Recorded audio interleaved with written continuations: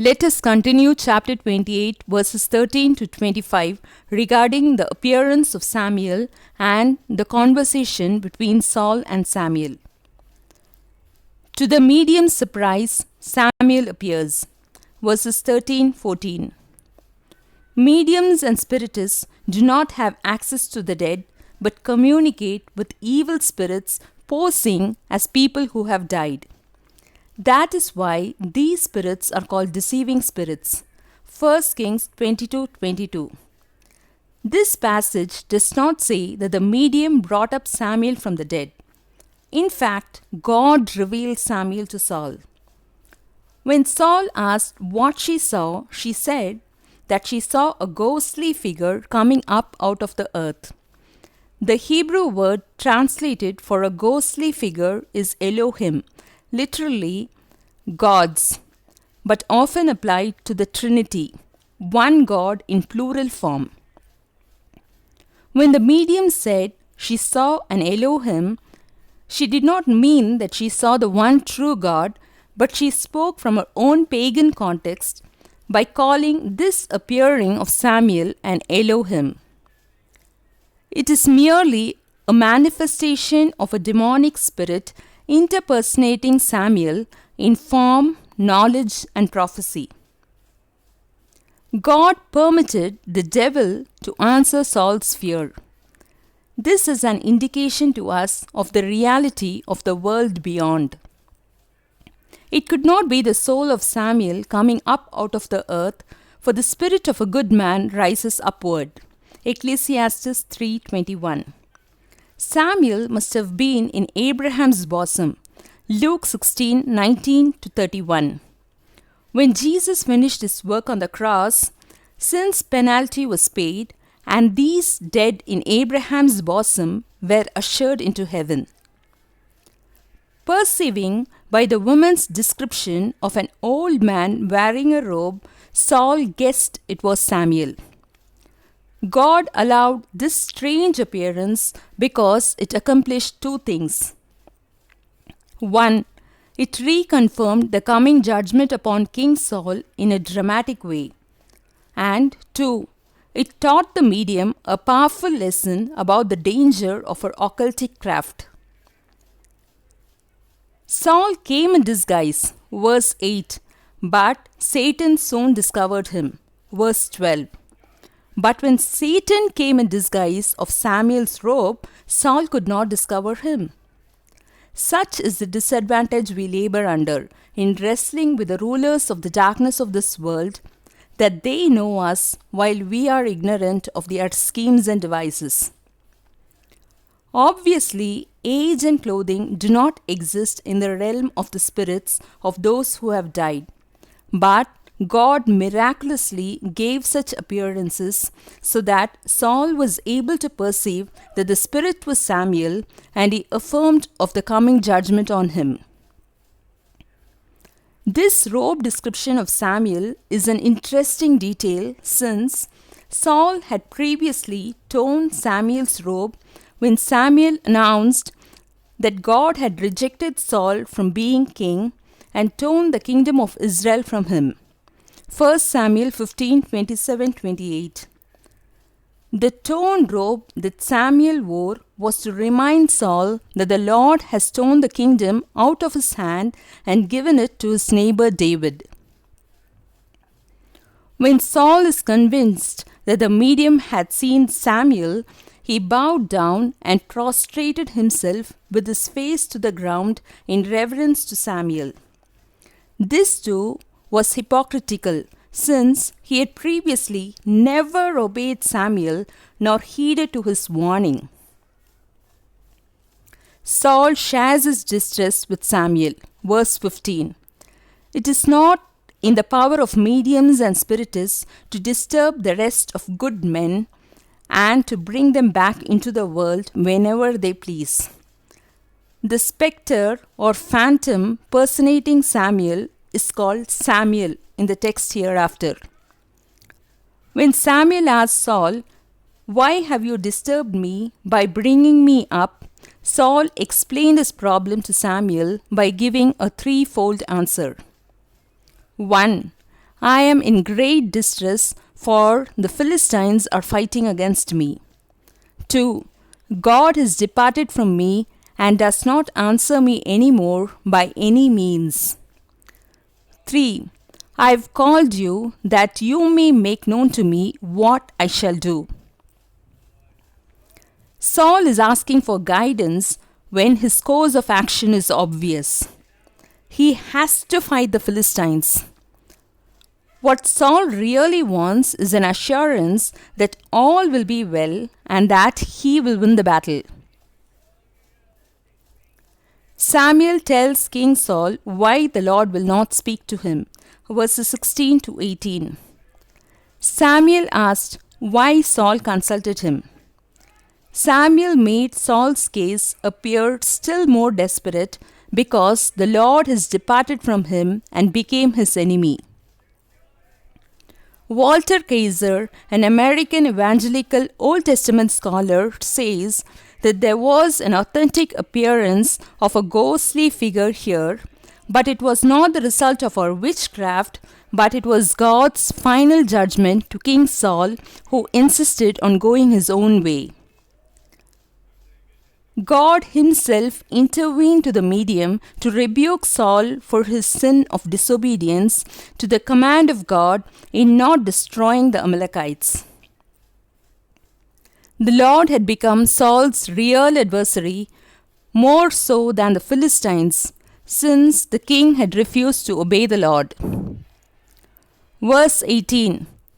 Because you did not obey the Lord and carry out his fierce wrath against the Amalekites, the Lord has done this to you today. Samuel called Saul's mind back to what happened in 1 Samuel chapter 15. Apparently, in the 15 or so years since the events of 1 Samuel 15, Saul thought that perhaps the Lord would change his mind. By repeating, Samuel confirmed God's judgment on Saul in 1 Samuel 15, 27-28 to give Saul's kingdom to David. Note that the message of the Lord to Saul is consistent no matter which strange way God chooses to bring his message. God's word to Saul did not change from the time he first said it until the time it was fulfilled. Our repentance and genuine brokenness may change God's mind, but never time. Samuel foretells Saul's approaching ruin. Verse 19.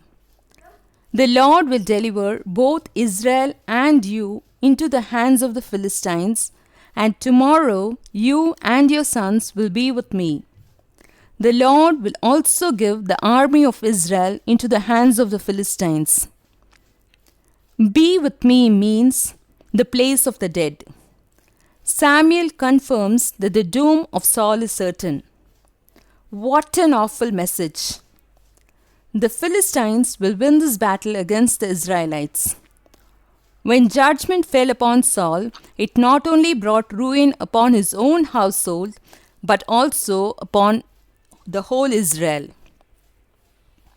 In verse 15, Saul told Samuel, I have called on you to tell me what to do. Samuel never told him what to do because it was too late to do anything. All Samuel told him was what would happen because God's judgment was already in action. Before this time, Saul had plenty of time to repent, but now time has run out. We can never assume that we will have as much time as we want to repent because it may be too late. Saul reacts with fear and a loss of all strength at the dreadful message. Verse 20. Saul fell full length on the ground. Saul's fear was so heightened by the words of Samuel that he was completely deprived of strength and vigor. He fainted from mental distress and bodily exhaustion, which was reinforced by a lack of nourishment. It wasn't just that Samuel told Saul that he would die or fall in battle before the Philistines. Far worse to Saul was the knowledge that the Lord was his enemy. Verse 16. Not only were the Philistines set against him, so was the Lord God. Knowing this was more than Saul could bear. He had eaten no bread because he was trying to get an answer from God. The answer he got was not what he wanted to hear. The medium comforts Saul, verses 21 to 23. After some short time, the woman came again unto Saul, found him greatly shaken, and offered him some aid which humanity dictated. The similarity between the woman's words and Samuel's is striking. Samuel had said in verse 18 that because Saul had not obeyed God, God had done something to Saul. Now, the woman said that because she had obeyed Saul, Saul should do something for her and tells him to eat. I took my life in my hands and did what you told me to do. Means, a person of her profession was punishable with death by law. And now she was in a greater danger, as it was Saul himself who had by an edict expelled all such persons from his dominions. Thus she had risked her life. At first, he did not want to eat. He chose to die of famine than by the sword. He was so troubled that he had no appetite. He could also have been fasting to receive an answer to his prayer. It will do no good to fast now. God has intended for him and his sons to die in this battle. God's judgment has been issued.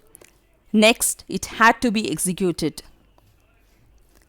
Saul finally listened to his two friends and the women and agreed to eat. Verse 23. He got up from the ground and sat on the couch. In the East, they have a couch in houses to sit for meals, and it runs along the wall. Esther 1:6, Ezekiel 23:41. It is like a bench or divan furnished with cushions. Saul's Last Supper, verses 24-25. Saul is being nourished and refreshed by the woman from whom he had just learned about his own death on the next day. A disobedient medium became a source of blessing for the disobedient king. There was no time to be lost. She butchered her fattened cow at once. She did not wait to leaven the dough, but at once baked it without yeast and set it before the king. This industrious and practical activity of the medium is surprising. Though there was no prospect of being recompensed, her extraordinary courtesy is highly applauded. The kind attentions of the woman and his servants revived him, and he returned to the camp to await his doom. Saul accepted his impending death and did not try to change God's mind. The dinner Saul ate that night was his last supper. Saul then left this strange encounter with the dissolution of mind and the terrors and anticipation of divine wrath to await his tragic fate. This incident reveals the pitiable state of a backslider facing the end without God and hope of eternal life. It was the darkest day of Saul's life, but an even darker day is yet to come, the next day, when Samuel's prophecies are fulfilled. 1 Samuel chapter 28 questions.